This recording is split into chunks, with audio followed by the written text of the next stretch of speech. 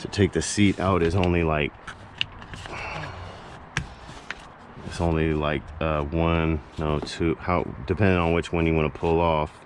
Probably pull off that one. All right, we're back. We're gonna take out this back seat so we can take out this door panel. This just pops off with your hand pretty much. Clipped on 4 little tabs. 2 of those on each side. One of these mounts goes into the wheel well and one of them goes into the seat. I'm gonna take the one off at the wheel well because that might be holding on the wheel well and I gotta take that off. That'll be the problem. It was tight. Definitely. Oh, that's got to go up first. Let's get this one that's in the wheel well. See it hopefully right there.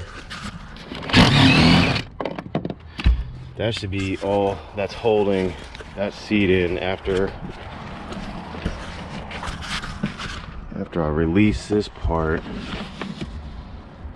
Down there.